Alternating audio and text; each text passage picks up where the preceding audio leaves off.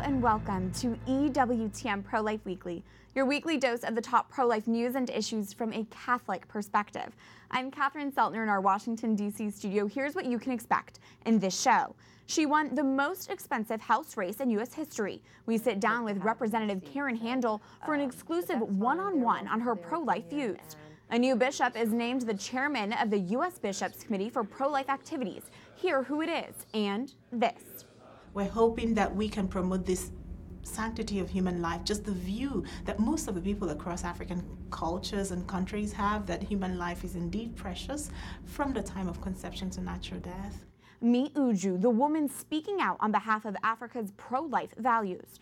But first, our top story, the Supreme Court agrees to take up a challenge to a California law forcing pro-life pregnancy care centers to provide free advertising for the abortion industry. The case surrounds California's so-called Reproductive Fact Act. The law requires licensed medical centers offering free pro-life help to pregnant women post a disclosure saying California provides free or low-cost abortion and contraception services. The disclosure must also include a phone number for an office referring women to Planned Parenthood and other abortion providers. Alliance Defending Freedom, the law firm representing the pro-life pregnancy centers, says the government should never be permitted to coerce speech it favors over speech it does not favor. The Supreme Court is expected to hear arguments in this case early next year. From the courts to the church, conscience remains a top topic. The U.S. bishops held their General Assembly in Baltimore this weekend, and the outgoing chair of pro-life activities, Cardinal Timothy Dolan, says the Conscience Protection Act, or the CPA, is their top pro-life priority. Look, while we're a bit more optimistic this year, the road to enactment of this CPA is still rather steep. So each of us, please, brother bishops, can improve the prospects of success by personal outreach to our representatives in Congress, especially our senators, within the next couple of weeks, please. The Conscience Protection Act would uphold the conscience rights of healthcare providers and others forced to participate in or provide coverage for abortions. And that brings us to this week's Call to Action.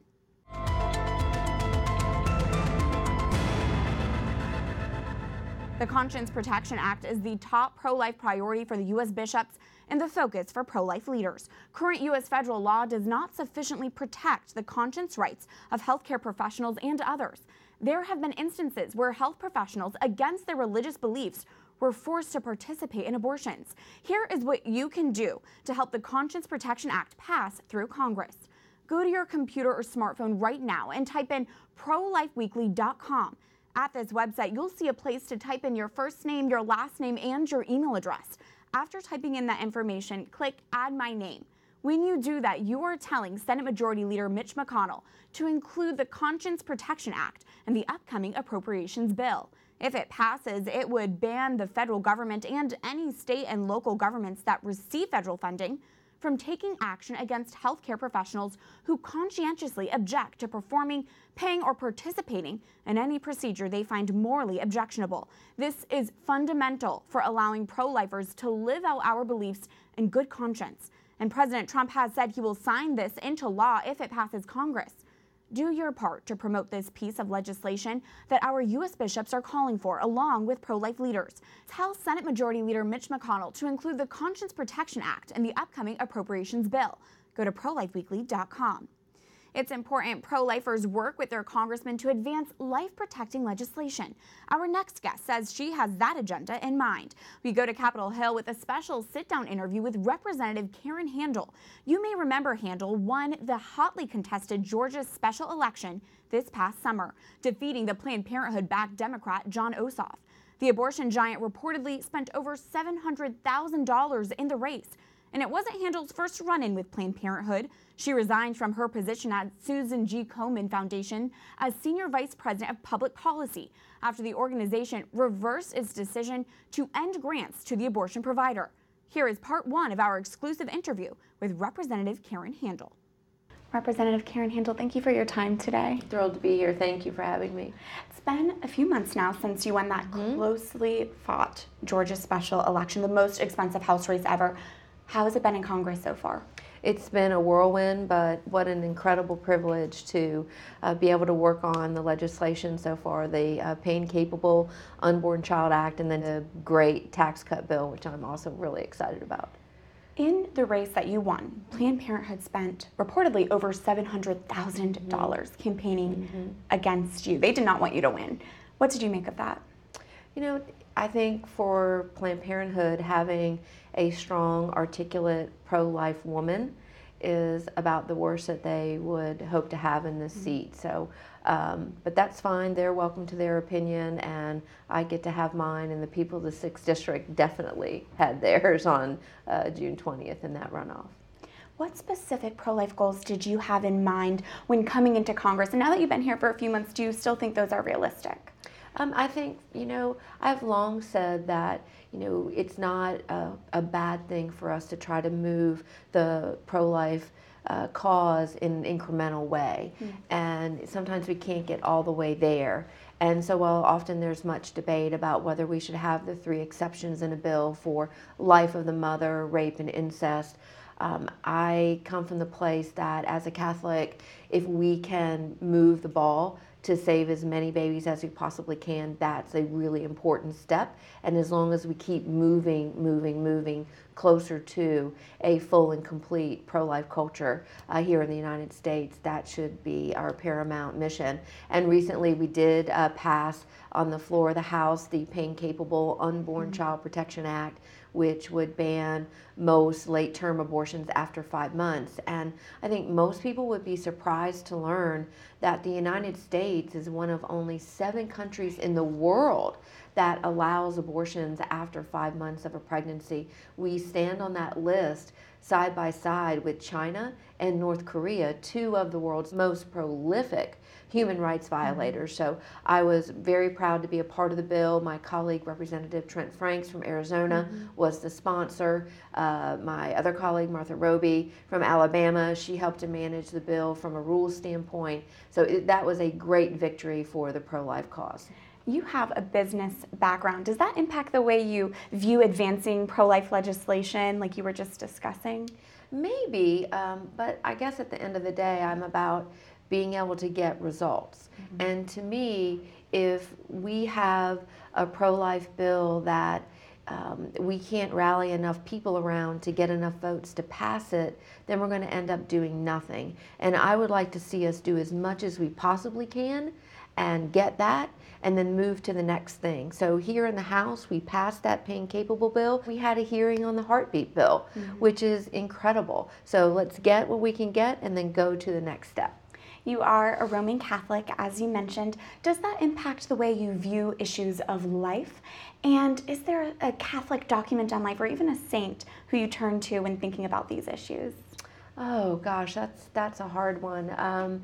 You know, I think that for me, my walk with Christ is like most people an ever-evolving thing, and I try really hard to be a good Catholic, but like most of us, I can fall short. So I work hard at that, and when I get on my knees to pray, it's almost always to Jesus and to God the Father to give me the strength and the discernment to make the right decision on the issues before me. Does my faith inform me on the decisions and positions? Absolutely. I'm a human being, so that's kind of part of my day-to-day filter. But I try to put everything together and make the best right call so that, you know, when I have to answer, I can do so with as strong and clear a conscience as I possibly can. We'll be airing part 2 of this interview in the coming weeks, where we delve into the Susan G. Komen Planned Parenthood controversy. Stay tuned for that. But now we're joined by our pro-life expert for reaction and analysis. Autumn Christensen is the policy director for the Susan B. Anthony list. She was previously the director of the Congressional Pro-Life Caucus in the House of Representatives for over a decade. Autumn, welcome back. Thank you. It's a pleasure to be here. First off, just a reaction to that interview. How significant is it that Karen Handel won her race in Georgia and is in Congress? What a welcome new member of Congress. Planned Parenthood knew that she would be a warrior for life. And here she is just a few months into her term, and she is on the floor leading the fight on the pain-capable bill. So we are just so pleased to have her, and having a female voice in the House for the unborn and their babies is just a wonderful addition. And to see what comes up next, we want to get your take on this next pro-life policy story. Pro-life leaders are calling for the child tax credit to include the unborn. The credit currently provides a credit of up to $1,000 per child under the age of 17 and has bipartisan support. Autumn, as I mentioned, the child tax credit does have bipartisan support, is widely popular. Can you give us a rundown of what it is exactly? Sure, yeah. So we have recognized that families are important and that a parent's most important job is to raise their children. And recognizing that, the Congress has said, we're going to offer this $1,000 tax credit for children, which is something we're very excited about. There's also a lot of interest in further expanding the child tax credit. And of course, we would very much like to see the unborn child recognized. Autumn, as someone who has worked on Capitol Hill, who knows policy well, the child tax credit currently does not include the unborn. Is that a reasonable request? Is that realistic? I think it's absolutely reasonable. You know, when you think about families, when a mom is pregnant, she says, I feel my baby kicking. Or she says, look at this picture, this ultrasound of my baby. So we're just taking commonplace conversation in the way that we view children, and we're saying it's time for the law to catch up. Pro-lifers often get the wrong one, that we're only pro-birth. How does the child tax credit really bust that myth? Sure, right. So families, when they're preparing, when that unborn child is growing, they are making all sorts of sacrifices, and right off the bat have so many expenses, lost work, stocking their diapers, all of the things that go into managing a family's budget. So it's absolutely reasonable and appropriate to say, let's offer a helping hand to that family, recognizing that their family started much before the birthday of their baby. Speaking of tax reform, there has been a lot of buzz on the adoption tax credit. Can you explain why is this important for pro-life congressmen to support? Sure. I mean, talk about sacrifice. Families that take a newborn or a child out of foster care and give them a forever home, this is something that we can all be supportive of. Right. And unfortunately for those families, oftentimes it costs tens of thousands of dollars to make that adoption real, even before they start paying the costs of raising the child. And the adoption tax credit is a great way to offset some of those costs and allow families who might not otherwise be able to afford to adopt to be able to do that and rescue those children. Absolutely, and it's a popular concept as well. It is. Thank you so much, Autumn Christensen of the Susan B. Anthony List. Thank you.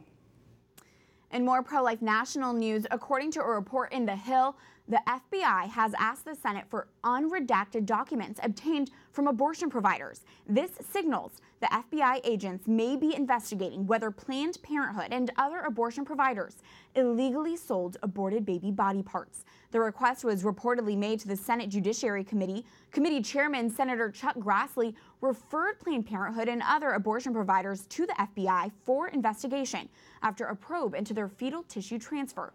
The investigations followed the undercover Planned Parenthood videos from 2 years ago. The U.S. bishops elect Archbishop Joseph Naumann of Kansas City as the new chairman of pro-life activities. Archbishop Joseph F. Naumann, with 54% of the vote, is elected chairman-elect of the Committee on Pro-Life Activities. Naumann has already been a member of the Pro-Life Committee, has challenged pro-choice Catholic politicians, and has spearheaded efforts to restrict abortion in Kansas. His election is seen as an endorsement of St. John Paul II's culture of life approach. Naumann will replace the outgoing chairman, New York's Cardinal Timothy Dolan, marking the first time since 1980 a cardinal was not elected chair of the Pro-Life Committee. And another position key for pro-life work may be filled soon. President Donald Trump nominates former top pharmaceutical and government executive Alex Azar to be the next Health and Human Services Secretary. Azar served in senior positions in the George W. Bush administration prior to working for the pharmaceutical giant Eli Lilly. Azar, if confirmed, would replace former Georgia Congressman Tom Price in the HHS department. Turning now from national to international pro-life news, we go to the global headlines with EWTN's Valeria Longi. Każde dziecko ma prawo do życia. Także to jeszcze pod sercem matki. Bishop Paweł Rytel Andrianik of Poland's Episcopal Conference spoke out last week to mothers considering an abortion. He insisted adoption is a better option. 13 months ago, a bill that would make abortion illegal in the country in almost all its forms was turned down, and now the Polish Bishops' Conference is teaming up with other pro-life groups. In a letter to the public last week, the bishops said, "Protecting the lives of unborn children is not a question of religion or worldview, but is one of the most fundamental duties of every human being." They also encouraged Catholics to support the citizens' legislative initiative, Stop Abortion, by signing a petition which will be sent out to the country's parliament at the end of the month. Abortion is currently legal in Poland in cases of sexual abuse, severe disability, and serious risk to the life of the mother. A Brazilian congressional committee voted to make abortion illegal in all cases. Current Brazilian law allows abortion in cases of sexual abuse, when the mother's life is at risk, and when there is a birth defect that involves the brain. The measure approved last week states the life protections mentioned in the Constitution begin at conception. The bill is attached to a constitutional amendment. This means it would need a supermajority in both houses of Congress in order to become a law. Meanwhile, in the Dominican Republic, where abortion is illegal in all cases, there are renewed efforts to change that. Last week, the United Nations Human Rights Committee says it considers the Dominicans' pro-life law unjust. The committee claims penalizing the procedure with 20 years of abortion drives women to seek unsafe abortions, and insisted the nation modify their legislation to guarantee legal, safe, and effective access to it. The country's bishop spoke out earlier in the year on the subject, saying it would be a great error to let an action that goes directly against life and the constitutional order into the country's legislation. Valeria Longhi, EWTN, Pro-Life Weekly.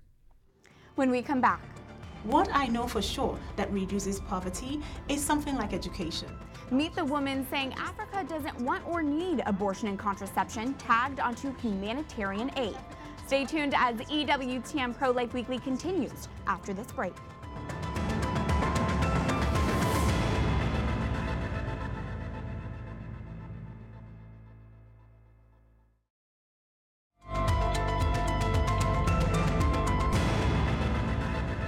Welcome back to EWTN Pro-Life Weekly. I'm Catherine Szeltner. The term fake news has stirred up national conversation about deliberately spreading misinformation. Now, a New York Times opinion writer is attempting to label pro-life groups as spreading fake news. That's this week's Speak Out. In a piece published by the New York Times last week, freelance writer Rosalind Warren wrote sites like Life News and Live Action, quote, produce vast amounts of misinformation. She calls on Facebook to do a better job of cracking down on them, claiming there are human and technical barriers currently preventing the social media site from removing what she calls misleading stories. Warren continues, saying, those of us who are concerned by the misinformation around reproductive rights need to make ourselves heard. I'm right there with you, Rosalind. I don't want misinformation when it comes to abortion, which is why I don't want pro-life sites to be censored. There are not too many media outlets willing to share the pro-life perspective on news stories, to share the scientifically proven truth about babies in the womb, about the dangers of abortion, and resources out there for women in crisis pregnancies. By labeling pro-life sites sharing this information as fake news, you are denying truth and disguising it as journalistic integrity. The writer cites a Live Action Facebook post that poses the question, is there a link between abortion and breast cancer? It includes a clip from a documentary exploring the topic. How is this misleading? If abortion advocates claim to be on the side of choice, shouldn't they encourage the promotion of pro-life ads and news stories to make sure women are getting the complete picture and all the facts? This article is another attempt to censor pro-life groups on social media, and unfortunately comes as no surprise. We've recently seen Twitter attempt to censor U.S. Representative Marsha Blackburn's pro-life ad, an ad from the Susan B. Anthony list, and others. Live Action founder and president Lila Rose responded to the New York Times op-ed on Twitter. Rose tweets, the New York Times and Rosalind Warren's call for Facebook to censor facts about abortion, such as research about the abortion breast cancer link, is truly insidious. Further entrenches lies as truth with deadly consequences for women and children. Remember, there is something you can do to counter today's culture of death. Go to prolifeweekly.com and tell Senator Mitch McConnell to include the Conscience Protection Act in the upcoming appropriations bill. Earlier this year, billionaire Melinda Gates says she was optimistic the Catholic Church would change its teaching on contraception to help women in developing countries. But what do women in those developing countries believe? What do they say will help them? This week, we spotlight a Catholic woman who is speaking up on behalf of those women and on behalf of the unborn. Obianuju Ekeocha, or Uju for short, took an unexpected step in public pro-life advocacy after she watched a TV interview with a billionaire.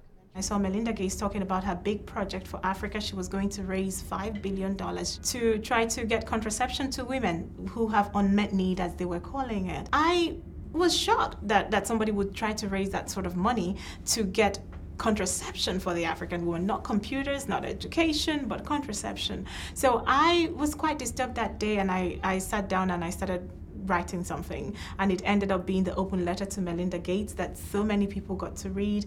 Born and raised in Nigeria, Uju's letter went like this. I see this $4.6 billion buying us misery. I see it buying us unfaithful husbands. I see it buying us streets devoid of the innocent chatter of children. We need good healthcare systems, food programs for young children, good higher education opportunities. She continued with more examples. When I finished it, I didn't know what to do with it. I sent it to someone at EWTN, Teresa Tomio, and she just read it on her show and it went viral. Uju's letter was eventually picked up by the Pontifical Council for the Laity and translated into at least 6 languages. Becoming a pro-life figure was never in Uju's predicted career path, but it's something she's uniquely qualified for.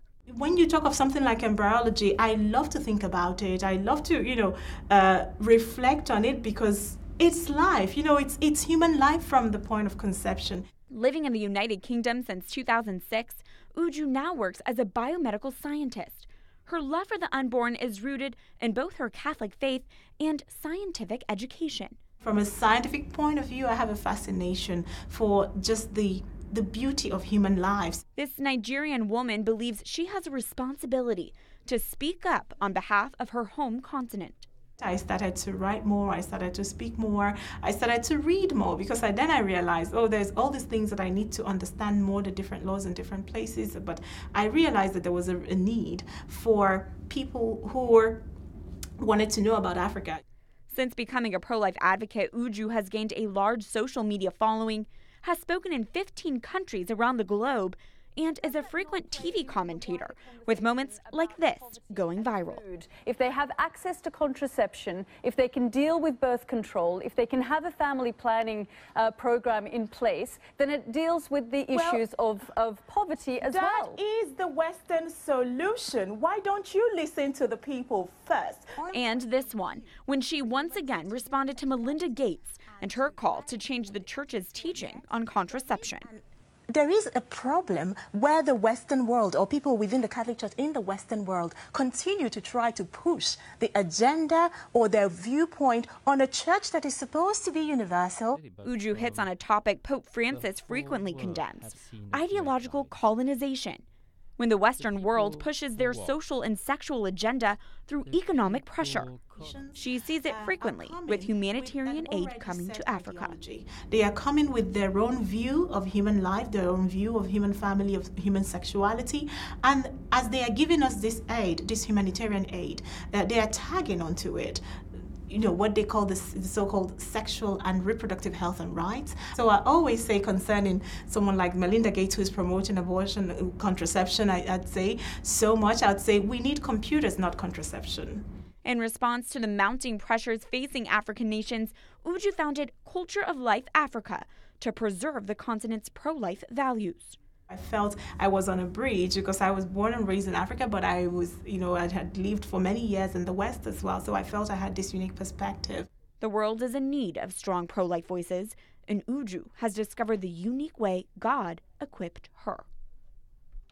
That's it for this edition of EWTN Pro-Life Weekly. You can reach us anytime with questions, ideas, comments at prolifeweekly@ewtn.com.